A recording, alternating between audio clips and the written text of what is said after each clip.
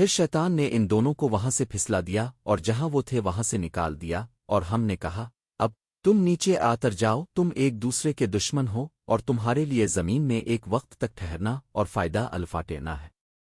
پھر آدم نے اپنے رب سے کچھ کلمات سیکھے تو اللہ نے ان پر مہربانی فرمائی، بے شک وہ بہت توبہ قبول کرنے والا بڑا مہربان ہے۔ ہم نے کہا تم سب یہاں سے آتر جاؤ، پھر اگر میری طرف سے تمہارے پاس کوئی ہدایت آئے تو جو میری ہدایت کی پیروی کرے گا اس پر نہ کوئی خوف ہوگا اور نہ وہ غمگین ہوں گے، اور جو لوگ انکار کریں گے اور ہماری آیتوں کو جھٹلائیں گے وہی دوزخی ہیں، وہ اس میں ہمیشہ رہیں گے۔ اے بنی اسرائیل، میری اس نعمت کو یاد کرو جو میں نے تم پر کی، اور میرے عہد کو پورا کرو، میں تمہارے عہد کو پورا کروں گا، اور مجھ ہی سے ڈرو،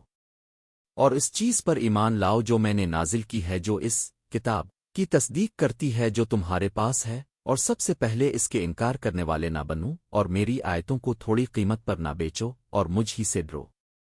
اور حق کو باطل کے ساتھ نہ ملاؤ، اور حق کو نہ چھپاؤ حالانکہ تم جانتے ہو، اور نماز قائم کرو اور زکو دو اور رکوع کرنے والوں کے ساتھ رکوع کرو۔ کیا تم لوگوں کو نیکی کا حکم دیتے ہو اور اپنے آپ کو بھول جاتے ہو حالانکہ تم کتاب پڑھتے ہو؟ کیا تم عقل نہیں رکھتے؟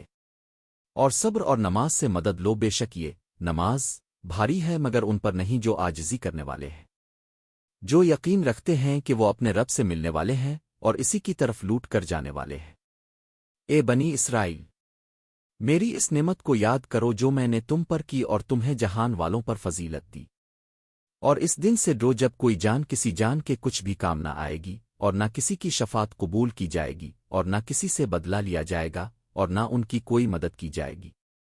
اور جب ہم نے تمہیں فرعون والوں سے نجات دی، وہ تمہیں باری باری تکلیف دیتے تھے، تمہارے بیٹوں کو قتل کرتے اور تمہاری عورتوں کو زندہ چھوڑتے تھے، اور اس میں تمہارے رب کی طرف سے بڑی آزمائش تھی۔ اور جب ہم نے تمہارے لیے سمندر کو پھاڑا تو ہم نے تمہیں نجات دی اور فرعون والوں کو تمہارے دیکھتے دیکھتے ڈبو دیا۔